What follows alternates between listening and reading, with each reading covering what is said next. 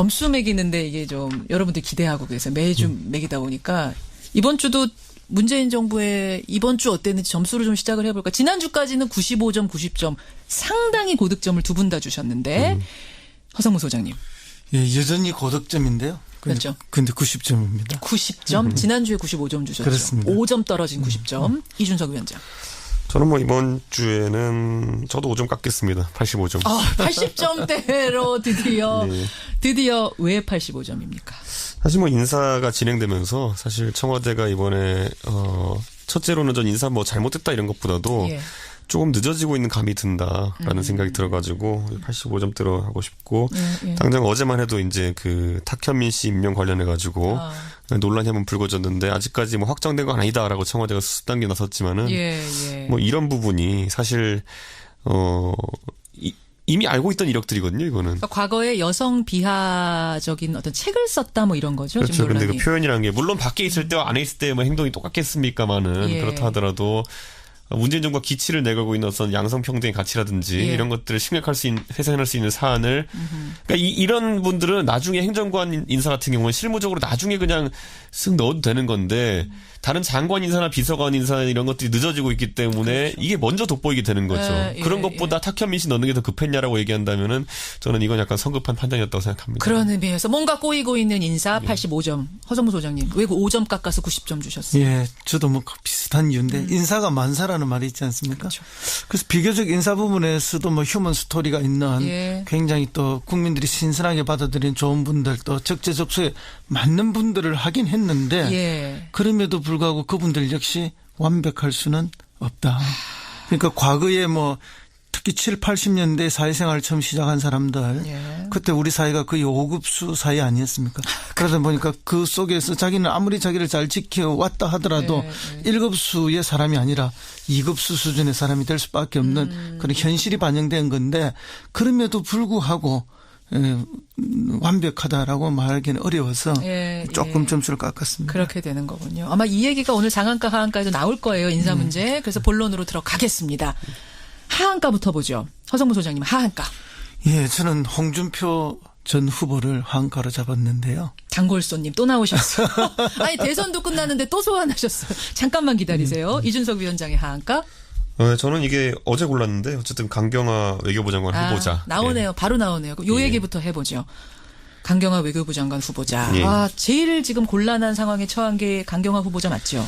그렇죠. 아무래도 뭐 사실 비정치인이잖아요. 예. 원래 다른 정치 인사들에 대해 가지고는 이미 어떤 형태로든 검증이 됩니다. 그분들이 선거를 거치든지 아니면 그 전에 공직을 하면서 검증이 된 부분도 있고 해명한 부분도 있는데 그렇죠. 강경 후보자 같은 경우에는 공직 경험하는 게 이제 뭐 국내 공직 경험하는 게 처음이다 보니까 해명이 안 된 부분도 많고 그리고 사실 그런 부분보다 어제 이제 드러났던 것 중에 가장 난감했던 거는 미숙함이죠. 미숙함. 그러니까 해명한 데 있어가지고 뭐 위장전입을 했다. 여기까지는 국민들이 어느 정도 이해를 하는 단계였습니다. 그런데 위장전입을 했는데 뭐 딸을 너무 아끼기 때문에 위장전입했다. 그런데 사실 딸이 어디로 위장전입하는지는 모르고 있었다. 모르고 있었다가 결국 된 거예요. 친척집이라고 했는데 그게 이제 교장집이 된 거니까. 사실 청와대에서 이제 조현옥 인사수석이 그 친척집이라고 했기 때문에 어디서 어느 단계에서 정보가 잘못 전달된 건지 모르겠지만 청와대도 스타일 국인 거고요. 그러면은 정보가 잘못 전달됐기 때문에 남편 얘기를 들었다는 거예요. 그렇죠. 그리고 그 다음에는 만약 그렇지 않다면 부도덕한 건 거예요. 왜냐면 거짓말이니까. 그리고 지금 봤을 때는 강경화 후보자 그렇다면은 이제 이런 어떤 언론과의 질의응답 관계에서도 이런 잔실수가 보인다면은 외교라는 건 뭡니까? 외교라는 건 말 한마디 조약에 있는 문구 하나 때문에도 이 나라 간의 어떤 큰 국익이 걸려있는 사안 아니겠습니까? 그래서 강경화 후보자가 사실 유엔에서 어떤 큰 일들을 많이 했기 때문에 그런 건 섬세함에 좀 기대했던 분들이 요즘같이 엄중한 시기에 외교부 장관이 이렇게 결국 작지 않은 이런 말실수가 나온다는 거에 대해 가지고 좀 불안감을 가질 수 있을 것 같습니다. 허 소장님, 네네. 결국 강경화 후보자는 낙마하는 거 아니냐라는 얘기들이 나오고 있어요. 이제 그런 것들이 일반적으로 예측하고 또 뭐 야당 쪽에서는 그렇게 바라는 것 같은데 아직까지 그 단계까지는 아닌 것 같아요. 아까 우원식 원내대표가 내가 빅딜 안 하는데 누가 빅딜한데 그렇죠. 지금 그렇게 말을 하셨어요. 인사 문제를 가지고 빅딜 한다는 건 있을 수도 없고요. 예. 다만 이제 청문회 과정 속에서 어떻게 잘 해명하느냐 아니면 또 더 많은 문제가 드러나느냐 여기에 따라서 국민 여론이 이제 갈리게 될 거니까 그렇죠. 거기에 따라서 결정이 되는 거지 이거를 뭐 총리 후보하고 아하. 뭐 이렇게 빅딜을 한다 이거는 지나치게 공학적으로 보시는 거고 전혀 그런 문제는 아니라고 그럼 봅니다. 이준석 위원장은 지금 이 정도라면 외교부 장관으로 조금 문제 있는 거 아니냐 하셨는데 허성무 소장님 개인 생각은 어떠세요? 어쨌든 뭐 그 설명 부분은 약간 미숙함은 맞습니다. 그러나 이제 뭐 국내 상황 부분에 대해서 조금 부족한 뭐 인지력도 있었다 보지만 어쨌든 이제 그 부분은 뭐 저도 동의합니다만은 어쨌든 이 딸이 이하여고에 입학함으로써 그 전학함으로써 또 다른 누군가가 전학을 못 오고 다른 데로 갔다 남의 기회를 빼앗았다면은 이거는 굉장히 부도덕하고 공정한 기회가 아니기 때문에 낙마 이유가 되는 게 맞죠. 그거는 우리가 정유라 사례에서 보지 않습니까? 이하여대 본인이 감으로써 다른 누군가가 못 간 거 아닙니까? 그렇게 되네요. 그렇지만 이거는 이제 전학 오는 사례였기 때문에 다른 사람한테 피해를 주지 않았더라면 뭐 그 자체도 이제 위장 전입이었기 때문에 문제는 있지만 남에게 피해를 주지 않았다면 하는 또 다른 문제가 있어서 한번 청문회 과정을 지켜볼 그런 필요는 있다고 그 봅니다. 기준은 이제 뭐 원래 위장 전입이라는 게 다른 사람한테 피해는 거의 안 가거든요. 그 아직 사익을 추구하기 위해서 보통 하는 것이 위장 전입이지. 그로 인해서 뭐 다른 사람이 피해를 입기 때문에 우리가 그걸 징벌적으로 바라보는 것은 아닌데 저는 강경화 후보자 같은 경우에는 뭐 후보자 개인에 대한 어떤 이런 실수를 제가 지적하는 것도 있지만은 지금 문재인 정부의 외교 안보 라인 같은 경우에는 좀 정부에서 큰 그림을 같이 한번 보여줬으면 좋겠습니다. 무슨 말이냐면 청와대 지금 보면은 외교안보 특보도 지금 공개가 되었죠. 문전 교수님하고 그 홍석현 전 회장인데 그렇죠.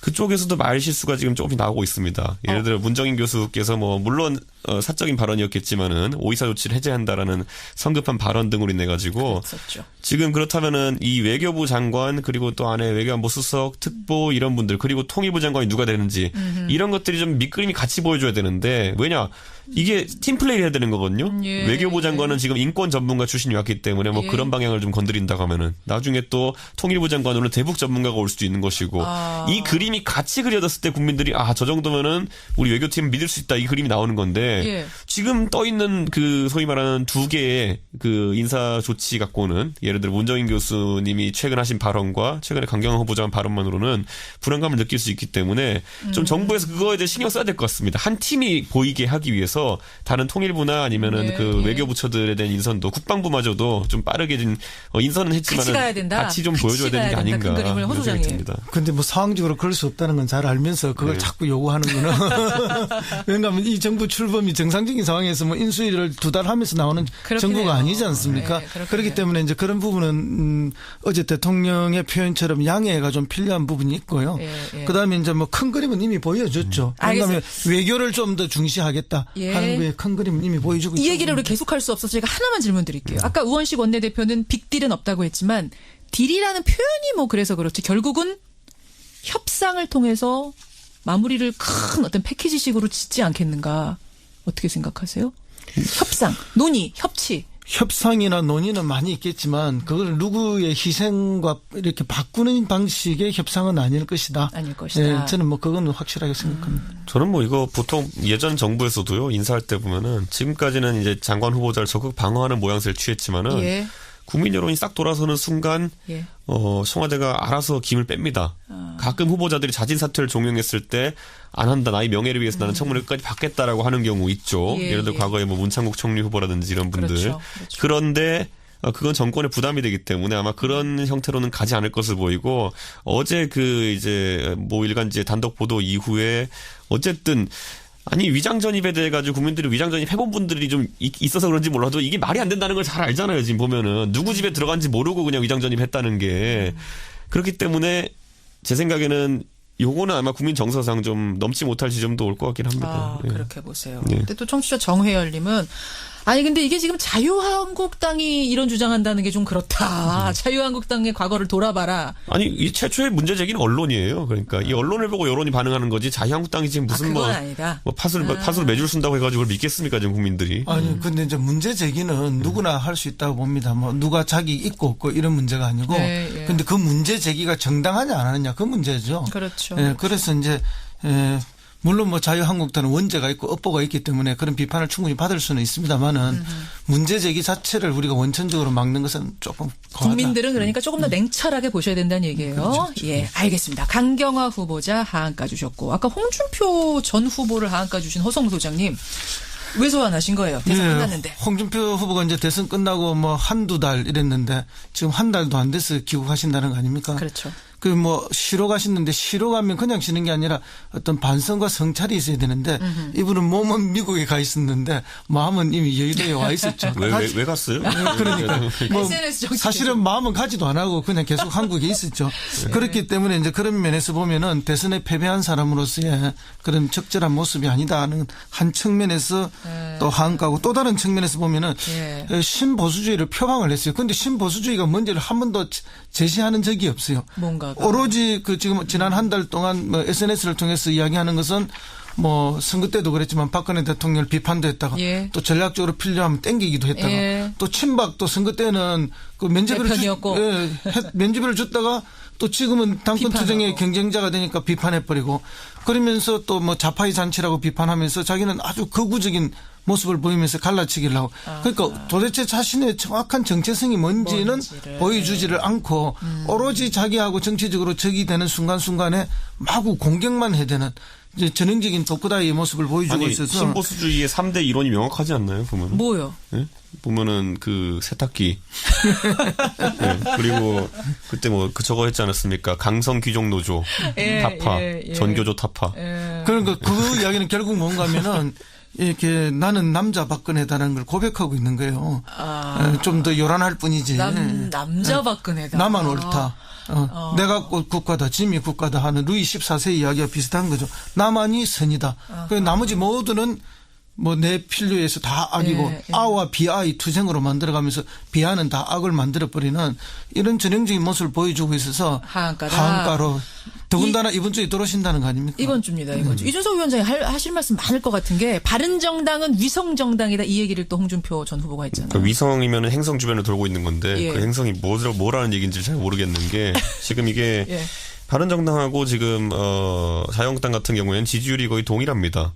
이게 이 상하 관계가 아주 커야지간이 이게 동일하진 않죠. 바른정당이 더 낫지 않아요? 조금 높아요, 조금. 서울 지역 수도권 지역에서는 그렇고. 수도권에서. 네, 지금 이 갈린 게 20대, 30대에서는 바른정당이 높고 40대는 비등하고 50대, 60대는 자유한국당 높고 뭐 이런 상황이거든요. 그렇죠. 그러니까 뭐 굳이 말하면 쌍성같이 같이 돌고 있는 거지 지금 이거를 뭐 위성정당이다라고 할 정도로 이렇게 할 쌍성이지. 네, 그래서 이게 아니다. 지금 이 현실 인식이 아무래도 지금 좀 미국에 그래도 물리적으로 가셨다 보니까 좀 약간 동떨어진 인식을 하고 계신 게 아닌가. 상황 파악 못하고 있는 거 아니냐 한마디로. 그러니까 이게 왜 그러냐면 지금 표의 확장성 측면에서 본인이 지금 이런 발언들을 하는 것이 도움이 된다고 생각하고 있는 것 같은데 사실 그게 아니거든요. 예전에 생각해 보면은 뭐 김종인 대표께서 나오셔가지고 국민의당 몰아붙이려고 이런 말씀 많이 하셨거든요. 근데 총선 때 그게 역효과 나가지고 국민의당이 상당히 약진했던 그런 결과가 있거든요. 그렇기 때문에 뭐 이런 형태의 프레임 잡기가 뭐 어떤 의도에서인지 모르겠지만은 지금 홍준표 전 후보 같은 경우에는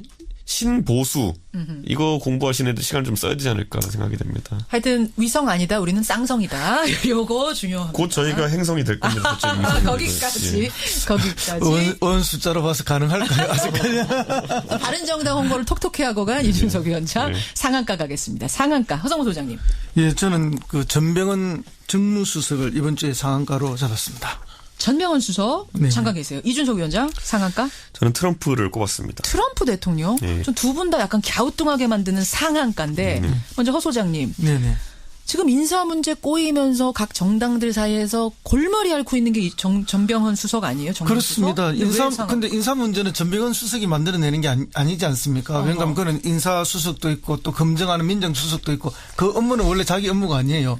그런데 이제 그런 인사 문제가 터져서 이걸 설거지를 해야 됩니다. 설거지해야 되죠. 그건 이제 정무수석의 일이 되거든요. 그렇죠. 그래서 뭐 야당들 찾아가서 설득도 하고 설명도 하고 이렇게 해야 되는데 더군다나 이제 뭐 여당이 압도적인 과반수를 갖고 있으면 조금 다른데 지금 뭐 120석 정도밖에 안 되잖아요. 그렇죠. 그리고 나머지 야당들이 180석이 되니까 다당제 구조 하에서 정무수석의 전성시대가 열렸다. 일단 주목받는다는 것 자체에서 상한가 맞습니다. 그렇습니다. 그건 제가 동의하는데 그 역할을 그럼 잘해낼 것이냐, 잘해내야 상한가잖아요. 그건 어떻게? 근데 이 완벽하게 잘하고 뭐 완벽하게 뭐 올와 나싱으로 못해버리거나 네. 모든 걸 다 잘한다 이런 건 있을 수가 없는 거죠. 정치 현실에서. 그럼 어떤 조정을 통해서 갈 수밖에 없는데 갈등을 줄여나가는 그런 정도고 결국은 이제 그러려면 청와대에서 뭔가를 자꾸 줄 수밖에 없는데 예. 그러면 정무수석이 대통령 설득을 또 잘해야 되거든요. 예, 예. 그럼 대통령이 결국 뭔가를 조금씩 내려놓는 방식으로 가야 되는데 이번에도 보면은 예. 어제 대통령이 수보회의에서 양해라는 표현을 썼습니다. 그렇죠. 그러니까 사과나 뭐 이런 유감 이야기가 아니고. 유감이 아니고 양해라는 양해. 표현을 썼는데 이런 표현을 만들어내는 데까지의 정무수석에 아마 많은 노력이 있었다고 봅니다. 또 그 표현이 야당에서도 동의를 해줘야 되는 거거든요. 그런데 예. 지금 자유한국당은 동의를 안 하지만 나머지 다른 야당은 다 동의를 동의했어요. 해서 그러면 정무수석이 그동안 물 밑에서 막 움직인 예, 거예요, 뭐 다? 아주 열심히 했고 아. 그 성과가 나왔다고 보는 거죠. 그렇게 읽고 계시는 그리고 앞으로 이런 사례가 끊임없이 반복될 겁니다. 그런 의미에서 전병헌 수석 상한가.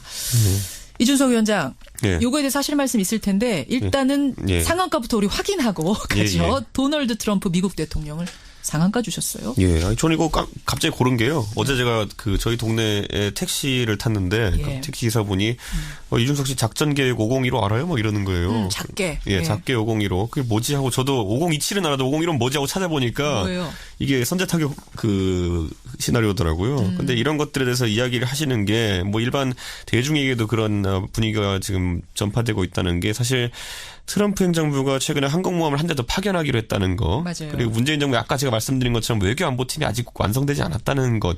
이것 때문에 외교 공백이 약간 지금 있는 상태에서 예, 예. 미, 중, 일 3국이 지금 우리를 조금씩 시험해보는 발언들을 하고 있습니다. 대표적으로 지금 뭐 중국 같은 경우에는 어쨌든 문재인 정부가 들어섰지만 우리는 사드의 완전한 철수를 원한다라는 그런 이야기를 했고요. 그리고 미국 같은 경우에는 실질적으로 항공모함이나 군사력 증강을 지금 꾀하고 있고 일본 같은 경우에는 뭐 위안부 재협상 같은 경우 없다는 식으로 이제 이야기를 하고 그렇죠, 있고요. 그렇죠. 이 과정 속에서 외교 역량이 시험대에 올랐는데 예. 지금 제가 봤을 때는 뭐라고 해야 될까요?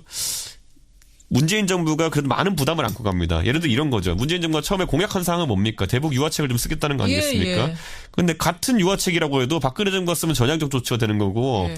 문재인 정부가 쓰면 일각에서는 또 친북 조치라고 공격할 겁니다. 뭐 그런 상황이 올 테고 미국도 지금 그걸 용납하지 않겠다는 취지로 지금 언급하고 있고 그러니까 이런 엇박자 속에서 그러면 또다시 공약을 일부 수정해야 되는 상황이 올 수 있습니다. 그렇기 때문에 문재인 정부가 조기에 뭐 이런 난관을 어떻게 극복할지에 대해서 외교는 아무래도 국민적 지지가 있어야 됩니다. 그렇죠. 이런 뭐 외교는 지도자의 고심찬 결단들이 많이 필요한 지점인데 예. 너무 경직된 판단을 하지 않도록 국민들이 잘 이해하는 그런 과정이 중요해 보입니다. 근데 왜 트럼프가 상한가예요? 트럼프가 다음 한 주 동안 아마 그 키를 쥐고 있을 겁니다. 중요한 키. 먼저 큰 기술 걸어오는 쪽이 아마 트럼프일 겁니다. 그런 의미에서 트럼프를 주목하시라. 그렇죠. 그런 원래 의미의 관심 받는 상한가. 주식이 상한가입니다. 예. 그래요. 동의하시죠? 예, 근데 뭐 시험에 들게 한다는 표현은 제가 동의하지 않습니다. 왜냐하면 그게 늘 우리의 현실입니다. 4대 강국 속에 항상 시험에 들어있죠. 우리는 우리는. 언제나 시험에 들어있고 강국들 사이에서. 언제나 안보 문제가 제일 우선순위에 있는 슬퍼요. 것이지. 슬퍼요. 그게 한 번도 그게 벗어나 있을 수가 없는 우리의 운명이 맞아요. 있거든요. 예. 이제 그런 의미에서 이제 각 정부가 어떤 외교 정책을 가지고 가느냐는 뭐 그 예. 정부의 성격이 다른데 예. 근데 이제 미국이 뭐 이렇게 항공모함 2대를 보내고 핵 잠수함을 보낸 것이 어쨌든 뭐 그런 측면도 있지만 실질적으로 한국에서 정권 교체기에 미국은 언제나 그래왔습니다. 그것은 우리 정부를 새 정부를 시험하기보다는 어쨌든 한미 동맹의 끈끈함을 보여주고 그렇게 또 해석할 북한의 수도 오판을 있다. 막기 위한 그런 걸로서 늘 보여주던 한 형태였고 군사 독재 정권 시절에는 군사 독재 정권의 지나친 인권 탄압이라든지 지나친 그런 그 폐악적인 정치에 대한 경고성으로도 보내왔던 것이기 때문에 뭐 그런 면도 있다는 걸 제가 말씀을 드리고 이준석 의원이 이야기한 것만이 다는 아니다. 예. 최근에 그리고 이런 분석을 하는 분들의 이제 학자들의 견해 중에 뭐가 있냐면은 사실 어느 시기에서나 내치에 약간 어려움을 겪고 있는 지도자는 밖으로 뭔가를 버리려고 합니다. 지금 트럼프가 지금 내치에서 맞아요. FBI 국장 사태에 관련해 가지고 어려우니까. 우리는 체감 못하지만은 지금 탄핵론까지 나오고 있는 상황 속에서 결국에는 밖에서 어떤 실적을 내려고 했을 때 그것도 주목할 무리한 실적을 내려고 했을 때 그게 우리에게는 위기로 다가옵니다. 그래서 우리 국민들이 잘 이해하고 우리 정부를 잘 서포트해야 됩니다. 이 부분에 대해서. 중요한 부분 지적해 주셨습니다. 오늘은 뉴스닥 상한가 보도에는 전병헌 트럼프, 하한가 보도에는 강경화 홍준표 네 사람을 올리면서 두 분과 인사 나누고 다음 주 화요일엔 더 여유로운 모습으로 좋은 안색으로 만나겠습니다. 고맙습니다. 네, 감사합니다. 허성무, 이준석 두 분이었습니다. 집이 된 이게 거니까. 사실 청와대에서 이제 조현옥 인사수석이 그 그 친척 집이라고 했기 때문에 어디서 어느 단계에서 정보가 잘못 전달된 건지 모르겠지만 청와대도 스타일 국인 거고요. 그러면은 그러니까요. 정보가 잘못 전달됐기 때문에 남편 얘기를 들었다는 거예요. 그렇죠. 그리고 그 다음에는 만약 그렇지 않다면 부도덕한 거예요. 왜냐면 거짓말이니까. 그리고 지금 봤을 때는 강경화 후보자 그렇다면은 이제 이런 어떤 언론과의 질의응답 관계에서도 이런 잔실수가 보인다면은 외교라는 건 뭡니까? 외교라는 건 말 한마디, 조약에 있는 문구 하나 때문에도 이 나라 간의 어떤 큰 국익이 걸려있는 사안 아니겠습니까? 예, 그래서 예. 강경화 후보자가 사실 유엔에서 어떤 큰 일들을 많이 했기 때문에 그런 건 섬세함에 좀 기대했던 분들이 예. 야, 요즘같이 엄중한 시기에 외교부 장관이 이렇게 결국 작지 않은 이런 말실수가 나온다는 거에 대해 가지고 좀 불안감을 가질 수 있을 것 같습니다. 허 소장님, 네. 결국 강경화 후보자는 낙마하는 거 아니냐라는 얘기들이 나오고 있어요. 이제 그런 것들이 일반적으로 예측하고 또 뭐 야당 쪽에서는 그렇게 바라는 것 같은데 아직까지 그 단계까지는 아닌 것 같아요. 아까 우원식 원내대표가 내가 빅딜 안 하는데 누가 빅딜한데 지금 그렇게 말을 하셨어요. 인사 문제를 가지고 빅딜 한다는 건 있을 수도 없고요. 예. 다만 이제 청문회 과정 속에서 어떻게 잘 해명하느냐. 문제. 그래서 본론으로 들어가겠습니다. 하한가부터 보죠. 허성무 소장님 하한가. 예, 저는 홍준표 전 후보를 하한가로 잡았는데요. 장골손님 또 나오셨어요. 아니 대선도 끝났는데 또 소환하셨어요. 잠깐만 기다리세요. 이준석 위원장의 하한가. 저는 이게 어제 골랐는데 어쨌든 강경화 외교부 장관 후보자. 나오네요. 바로 나오네요. 그럼 요 얘기부터 해보죠. 강경화 외교부 장관 후보자. 예. 제일 지금 곤란한 상황에 처한 게 강경화 후보자 맞죠?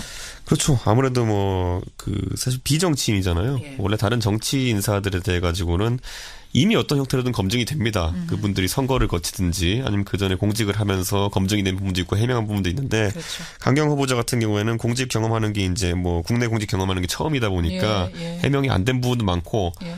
그리고 사실 그런 부분보다 어제 이제 드러났던 것 중에 가장 난감했던 거는 미숙함이죠. 미숙함. 그러니까 해명한 데 있어가지고 위장 전입을 했다. 여기까지는 국민들이 어느 정도 이해를 하는 단계였습니다. 예, 예. 그런데 위장 전입을 했는데 딸을 너무 아끼기 때문에 위장 전입했다. 그런데 사실 딸이 어디로 위장 전입하는지는 모르고 있었다. 모르고 있었다가 결국 된 거예요. 친척집이라고 했는데 그게 이제 교장. 아니면 또 더 많은 문제가 드러나느냐 여기에 따라서 국민 여론이 이제 갈리게 될 거니까 그렇죠. 거기에 따라서 결정이 되는 거지 이거를 총리 후보하고 아하. 이렇게 빅딜을 한다 이거는 아니라고 지나치게 공학적으로 보시는 거고 전혀 그런 문제는 아니라고 그럼 봅니다. 이준석 위원장은 지금 이 정도라면 외교부 장관으로 조금 문제 있는 거 아니냐 하셨는데 허성무 소장님 개인 생각은 어떠세요? 어쨌든 그 설명 부분은 약간 미숙함은 맞습니다. 그러나 이제 국내 상황 부분에 대해서 조금 부족한 인지력도 있었다 보지만 어쨌든 이제 그 부분은 저도 동의합니다만은 어쨌든 이 딸이 이하 여고에 입학함으로써 전학함으로써 예. 또 다른 누군가가 전학을 못 오고 다른 데로 갔다 남의 기회를 빼앗았다면은 이거는 굉장히 부도덕하고 공정한 기회가 아니기 때문에 예. 낙마 이유가 되는 게 맞죠. 그거는 우리가 정유라 사례에서 보지 않습니까? 이하여대 본인이 감으로써 다른 누군가가 못 간 거 아닙니까? 그렇게 되네요. 그렇지만 이거는 이제 전학 오는 사례였기 때문에 다른 사람한테 피해를 주지 않았더라면 그 자체도 이제 위장 전입이었기 때문에 문제는 있지만 예. 남에게 피해를 주지 않았다면 하는 또 다른 문제가 있어서 한번 청문회 과정을 지켜볼 그런 필요는 근데 있다고 그 봅니다. 기준은 이제 원래 위장 전입이란 게 다른 사람한테 피해는 거의 안. 점수 매기는데 이게 좀 여러분들 기대하고 계세요. 매주 매기다 보니까 이번 주도 문재인 정부의 이번 주 어땠는지 점수를 좀 시작을 해볼까. 지난주까지는 95점, 90점 상당히 고득점을 두 분 다 주셨는데 허성무 소장님. 예, 여전히 고득점인데요. 그렇죠. 근데 90점입니다. 90점, 지난주에 95점 주셨죠. 그렇습니다. 5점 떨어진 90점. 이준석 위원장. 저는 이번 주에는 저도 5점 깎겠습니다. 85점. 80점대로 드디어 왜 85점입니까? 사실 인사가 진행되면서 사실 청와대가 이번에 첫째로는 전 인사 잘못했다 이런 것보다도 예. 조금 늦어지고 있는 감이 든다라는 생각이 들어가지고 85점대로 하고 싶고 예. 당장 어제만 해도 이제 그 탁현민 씨 임명 관련해 가지고 논란이 한번 불거졌는데 아직까지 확정된 건 아니다라고 청와대가 수습 단계 나섰지만은 이런 부분이 사실 이미 알고 있던 이력들이거든요, 이거는. 그러니까 과거에 여성 비하적인 어떤 책을 썼다 이런 거죠. 그렇죠. 지금 근데 논란이. 그 표현이라는 게 물론 밖에 있을 때와 안에 있을 때 행동이 똑같겠습니까만은 예. 그렇다 하더라도 문재인 정부가 기치를 내걸고 있는 어떤 양성평등의 가치라든지 예. 이런 것들을 회생할 수 있는 사안을 그러니까 이런 분들은 나중에 행정관 인사 같은 경우는 실무적으로 나중에 그냥 쓱 넣어도 되는 건데 다른 장관 인사나 비서관 인사 이런 것들이 늦어지고 있기 때문에 그렇죠. 이게 먼저 돋보이게 되는 거죠. 예, 그런 것보다 탁현민 씨 넣는 게 더 급했냐라고 얘기한다면은 저는 이건 약간 성급한 판단이었다고 생각합니다. 그런 의미에서 뭔가 꼬이고 있는 인사 85점. 허정무 소장님. 왜 5점 깎아서 90점 주셨어요? 예, 저도 뭐 비슷한 이유인데 인사가 만사라는 말이 있지 않습니까? 그렇죠. 그래서 비교적 인사 부분에서도 뭐 휴먼 스토리가 있는 예. 굉장히 또 국민들이 신선하게 받아들인 좋은 분들 또 적재적소에 맞는 분들을 하긴 했는데 예. 그럼에도 불구하고 그분들 역시 완벽할 수는 없다. 그러니까 과거에 뭐 특히 7, 80년대 사회생활을 처음 시작한 사람들 예. 그때 우리 사회가 거의 5급수 사회 아니었습니까? 그러다 보니까 그 속에서 자기는 아무리 자기를 잘 지켜왔다 하더라도 예. 1급수의 사람이 아니라 2급수 수준의 사람이 될 수밖에 없는 그런 현실이 반영된 건데 그럼에도 불구하고 완벽하다라고 말하기는 어려워서 예, 조금 예. 점수를 깎았습니다. 그렇게 되는 거군요. 아마 이 얘기가 오늘 장안가 하안가에도 나올 거예요. 인사